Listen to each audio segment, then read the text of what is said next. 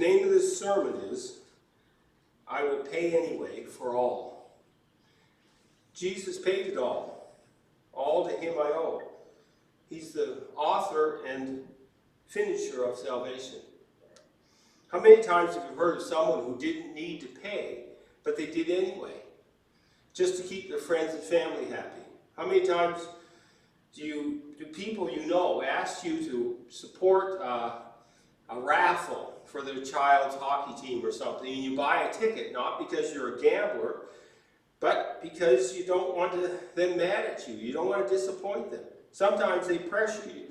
It's calling you to support something that they support, not what you want. My dad and another man ran a hockey rink, outdoor hockey rink for the Women's Missionary Society, or the Women's in New Brunswick.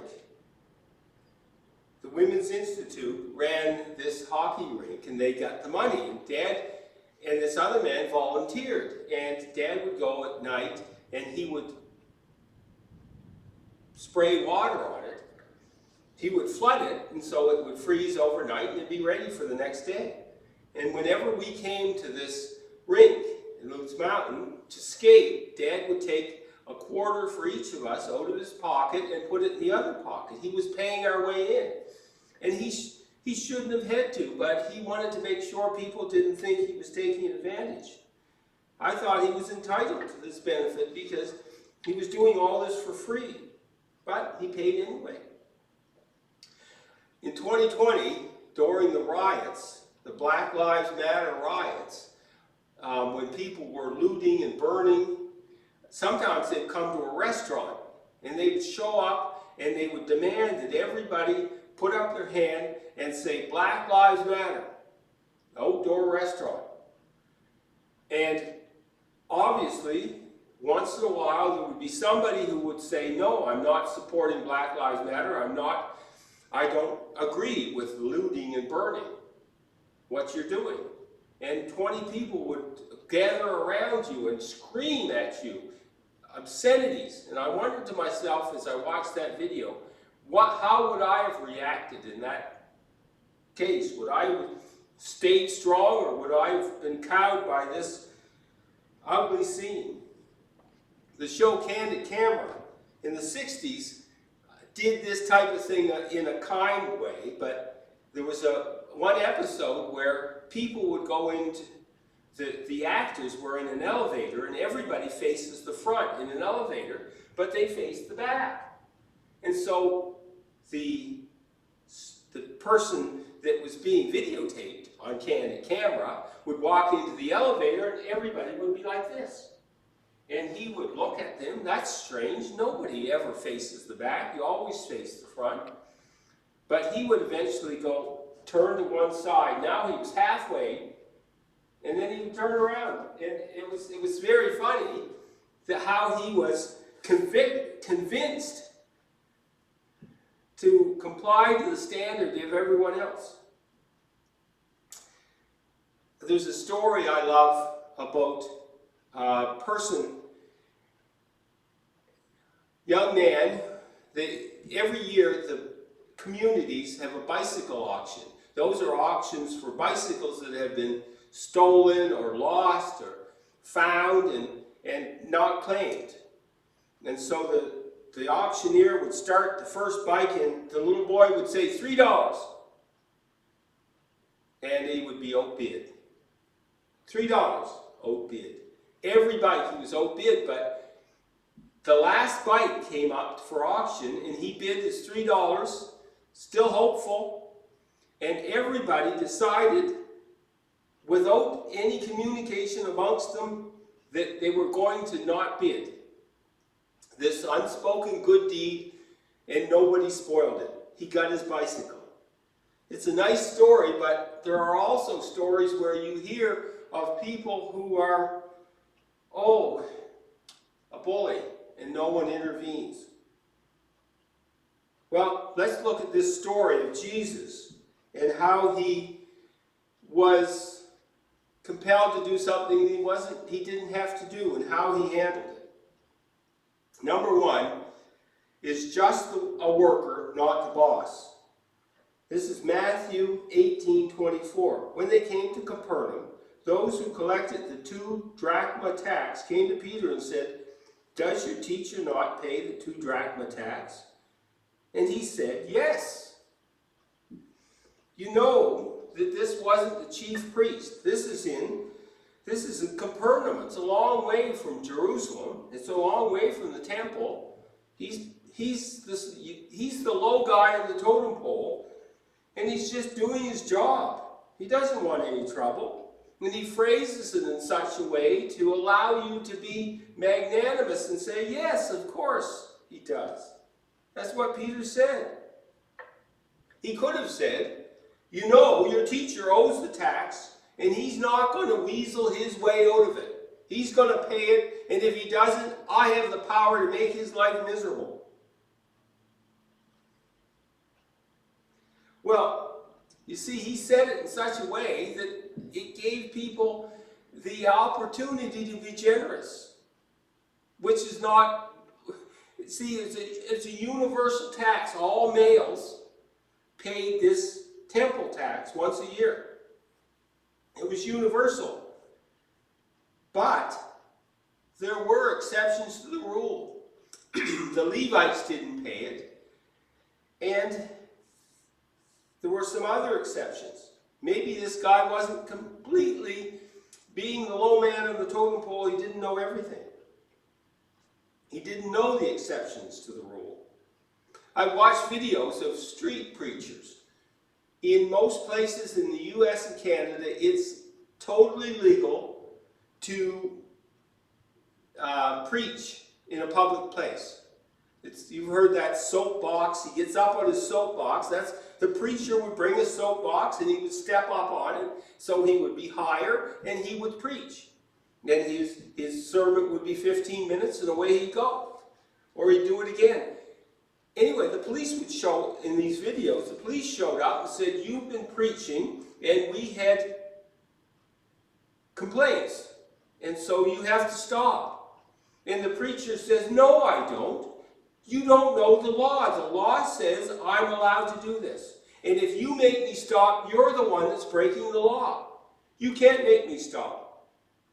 Well, it's back and forth, and there's an argument, and the police finally say, "If you don't stop, I'm going to have to arrest you." And the preacher says, "If you arrest me, then you will be charged. This will all go to court, and you will on the stand, and the judge will find against you that you were wrong. And you will have a black eye for the city. You will cause the city to have a black eye." And as you watch it, it goes back and forth, and you feel for the police officer because he's just doing his job. Somebody sent him. He's told to do it. He's not the big guy. He's the low man on the totem pole. It happened to us in the same kind of way. We had a dog, and the dog would go out, and it would do its business, and would come back on the doorstep and bark. And we would open the door. And 15 minutes later, the police would show up and say, "We have a complaint of a barking dog." And we would explain the story of the neighbor across the street who does this all the time. As soon as the dog barks twice. Our dog is an indoor dog. He just goes out for a minute. He's not on the outdoors 20 minutes or an hour barking and barking. No. And so they would leave. It wasn't their intention to hassle us. They got the call. They were coming to do their job. It's why black people tell other black people, when the police stop you and they have a legitimate reason for stopping you, you have a tail light that's not lit, or you have a signal light that's not working, or you have, say yes sir, just say okay sir, thank you, I appreciate you stopping me. Yes, I did go through that traffic, I didn't stop properly, and I'll take my ticket. And of 10,000 times, only once would it escalate. The other 9,999 times, you will go home to your family, and your police officer will go home to his at night. He's on your side. Well, number 2 is, let me set you straight. Chapter 17, verse 25b. And when he came into the house, Jesus spoke to him, saying, What do you think, Simon? From whom do the kings of the earth collect customs or poll tax? From their sons or from strangers? When Peter said, From strangers, Jesus said to him, Then the sons are exempt. Well, Peter often got it wrong. We're in the process of learning as he was, and often we get it wrong too. And Jesus, as a good teacher, was correcting him. It's something we don't do often enough. It's something, as we live in a society where people are lax on correcting people when they get it wrong. People say, well, that's your truth. When we say, well, this is... No, they know and we know that there is one truth. It's the same truth for everyone. Somebody wisely said, facts don't care about your feelings. People who say math is racist, you don't have to get the right answer, that's a white thing, are setting people up for massive failure. My brother works as an instrumentationist, which meant it was his job to make sure that the boiler in the building didn't blow up and destroy the building. He had to know his math. You would hope that people who ran a nuclear reactor would be good at math. They wouldn't have been ones that said, well, math is racist. We don't have to do that. No, you don't want the nuclear reactor to blow up because they don't know their physics and their algebra. There was a great movie called October Sky. It was set in the late 50s and early 60s when Sputnik had gone up and it was circling the Earth. And every 68 minutes it would go by and you'd see the red light flashing and it would go by. And he wanted to build rockets. It took him. This young fella in grade 10 or 11. And so he and his friends got together and they built a rocket. And the first few just blew up. Bang! Didn't go anywhere. Didn't lift 5 feet off the floor. The ground just blew up. And so they got together and they got better at it. And eventually the rocket would go straight up. And people would come and watch as they launched the rocket. Because it was no one had seen rockets before. It was a new thing.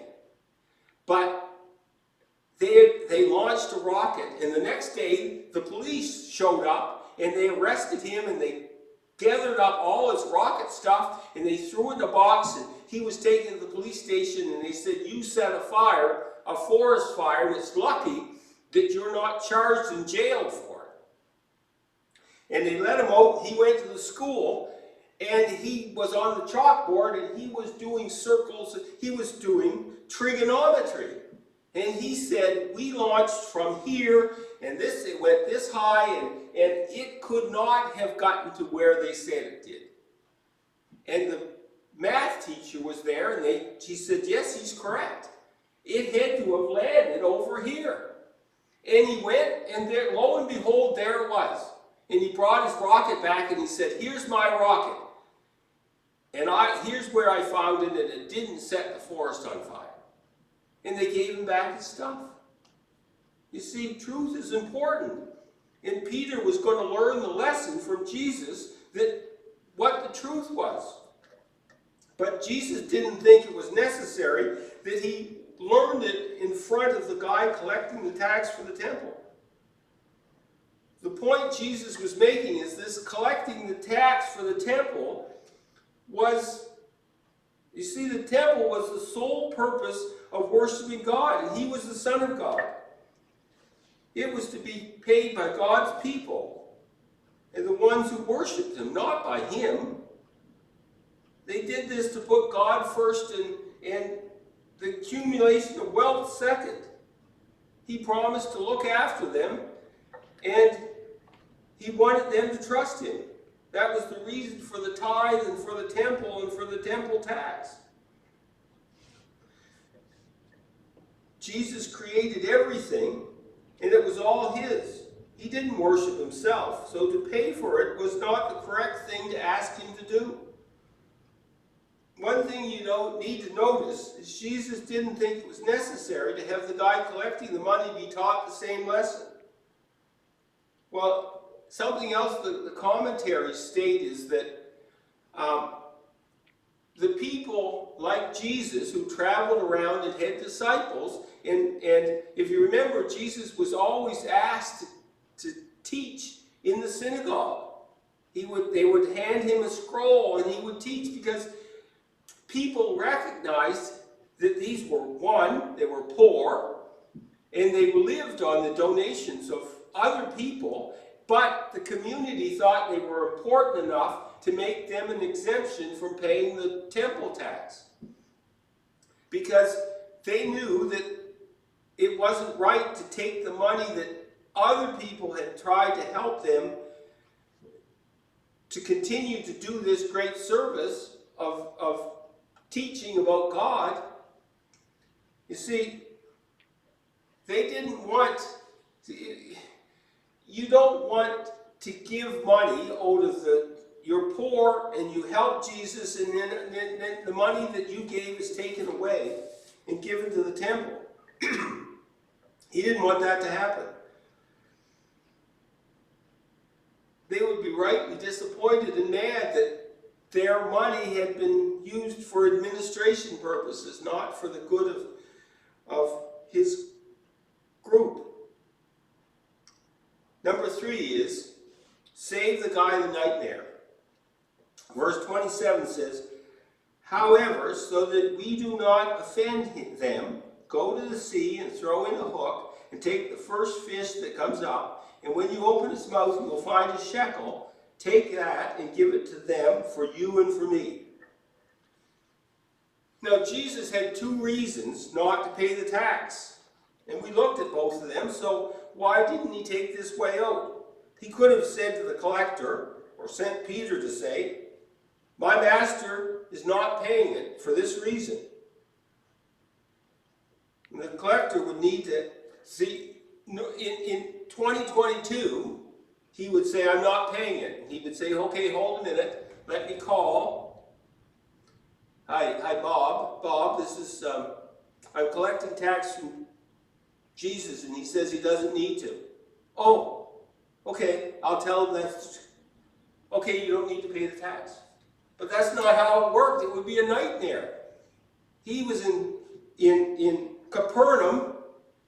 He would have to go to Jerusalem and ask the supervisor, well, does Jesus need to pay the tax? And he made the trip, and the supervisor said yes, and now he goes back and he tells Jesus, yes, you have to pay it. And Jesus says, well, no, I don't.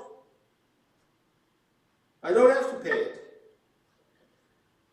And he says, I'm the Son of God. And then the person goes back to his supervisor, and then he has to go to his supervisor, and it's a mess. Well, my friend I used to work with told me this story. He said, I went to Walmart and I found something on sale, and it had been opened and now it was all taped up, and it was $80 and it was on sale for $50. And I said to myself, I'm going to get it for $8. I'm going to get it for 10 cents on the dollar. So he went to the cash in that department and says, I want this, but I'm not paying $50. I'll pay you $8 for it. No, it says 50, you have to pay 50. He says, well, I'm not paying that. Go to your supervisor. So he went to the supervisor of the department, and the department head said, I'll give you it for $40. I'll give you $10 off. No, I want to pay $8. Call the manager of the store. I'll stand here and wait. Call the manager. So he stood there and waited 10 minutes, and the manager eventually came and he says, I want this for $8. I'll give it to you for $30. No, I want it for $8. No, I'm not doing it for $8. Sorry, give it, let somebody else buy it. No. And he wasted 15 minutes of the store manager's time, back and forth. And the store manager turned to leave and he followed him. And he followed them all over the store, and he wouldn't give it up. And the manager finally said, enough. Take it.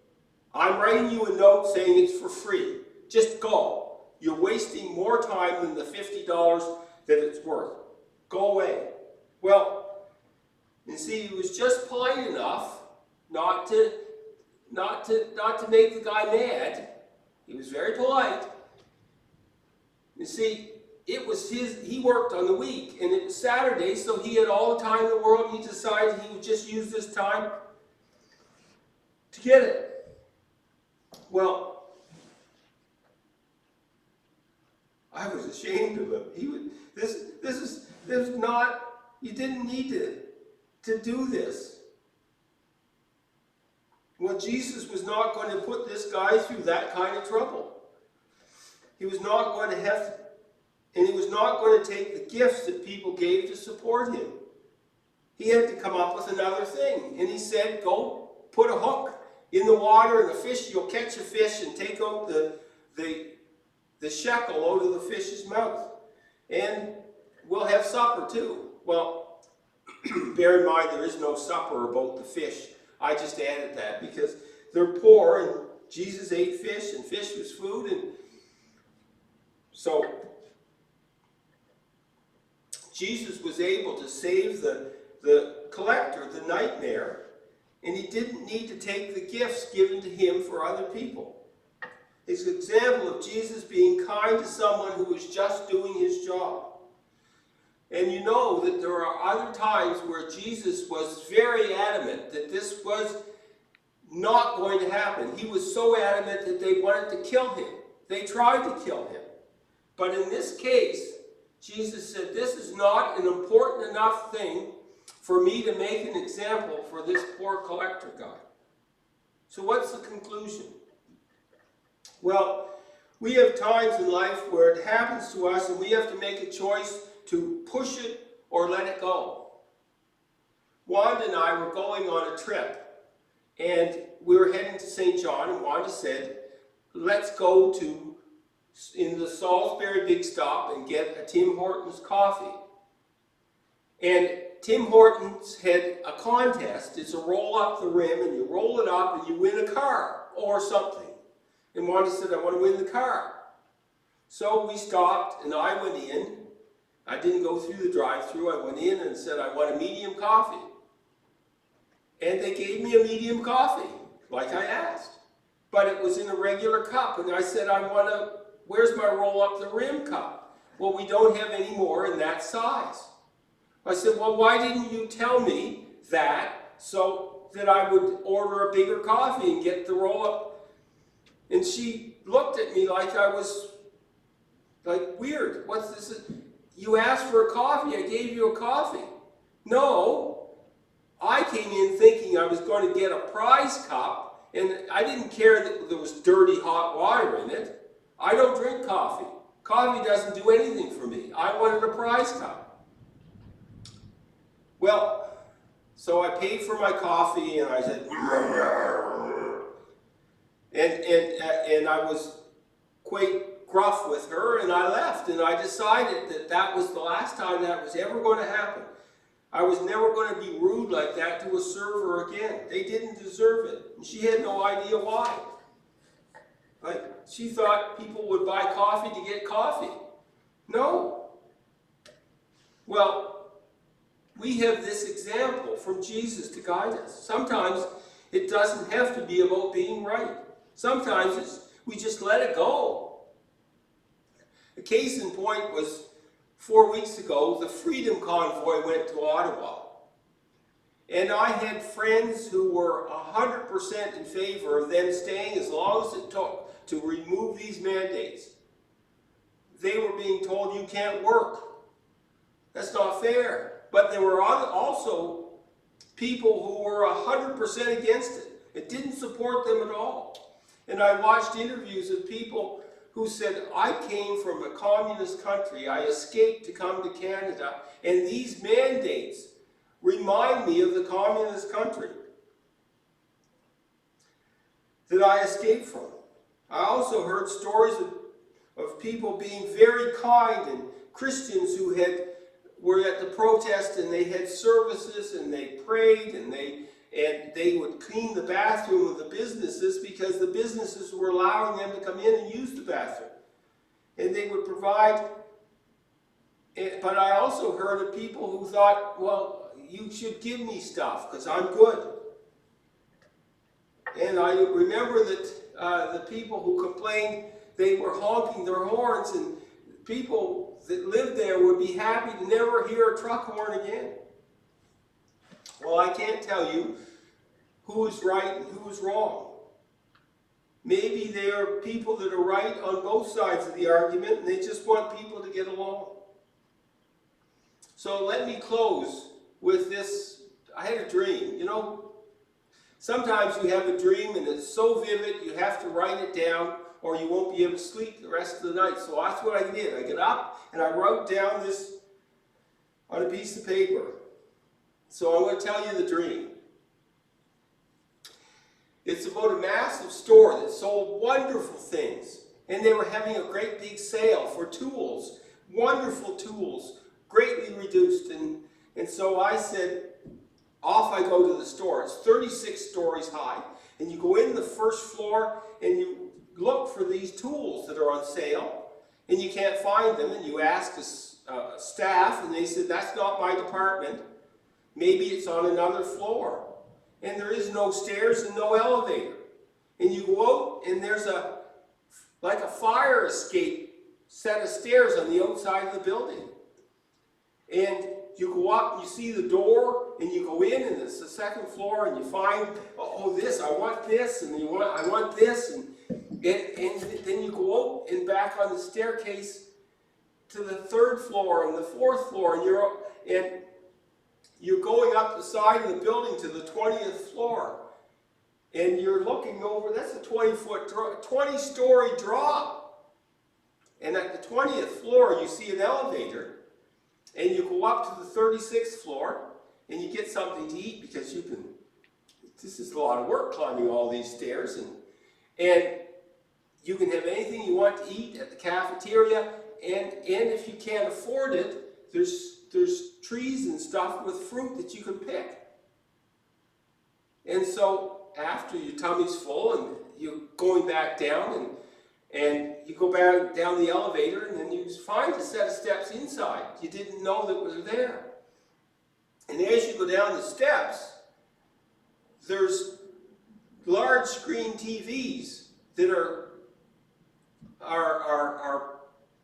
showing real time mudslides and earthquakes and forest fires where people are running for their lives. And as you watch this, you and other people think to yourself, well, I really don't need all this stuff. I thought I did, but you know, these people will have nothing. Their house is gone. A mudslide has taken their house and their family and I don't need this. So you find all this stuff along the staircase, and the staff have to come and pick it up and put it back on the shelf. And you get to the third floor, and there's a large container, glass all around, with people trapped inside. And on the front of the container is a set of doors, and it says Christian contest.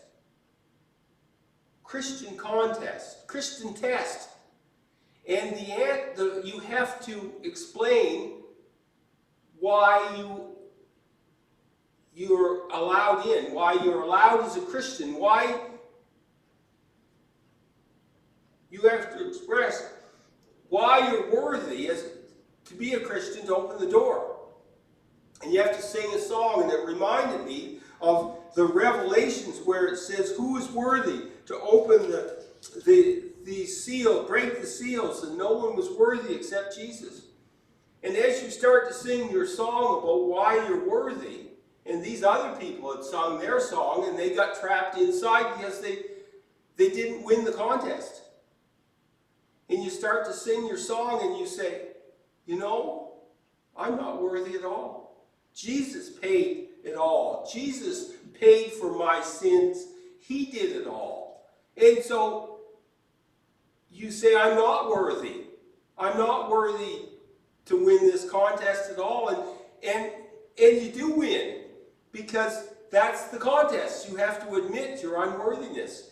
And the doors open, and you have to go to the back of the container and pull a lever, and you win the contest. And as you go in, each step is harder, because you have to release your worthiness. I'm not worthy. Jesus, you get all the credit for my salvation. No, I did not. Your humility increases. And so the staff, you've pulled the lever, the doors have opened, the staff come in to help everybody get out, but not before they heard you say that God gets all the glory. I've released all my pride. Well, you might say, Peter, that's a weird dream. And you're right, dreams are weird. But it reminded me of this story of Jesus in this temple tax story. He had every right to tell Peter to go out to that person and say to him, no, Jesus is not paying your tax. And if you were better at your job, you would know he didn't need to. And you wouldn't have asked. You have no business. Jesus explained to this, but Jesus didn't do that. He explained to Peter in a humble way, he paid the tax. There are lots of times when you're right about something and someone you love and respect believes the opposite. You can be like Jesus and let it go. It doesn't have to be, unless it's against the clear teaching of the Bible, but even if it is, you can allow that person, give them the honor of listening to them. There's a man that started at work 3 months ago, Raul, but he's from India, and he has a mark on and a dot on his head, and I asked him, why? And he explained to me that in the Hindu religion, it means this, and you do this, but it's about earning salvation. And I did him the honor of listening to him. Now, when I have the opportunity, he'll do me the honor of listening to me when I say salvation is only through Jesus. And it's only because of his great mercy that he is saving us. It's not because of what we did. It's salvation is Christianity is done. Jesus has done it. It's not what we do. We can't earn it. And now, if you allow people, if you listen to people, if you allow them to speak, they will give you the opportunity to speak too. Let's pray.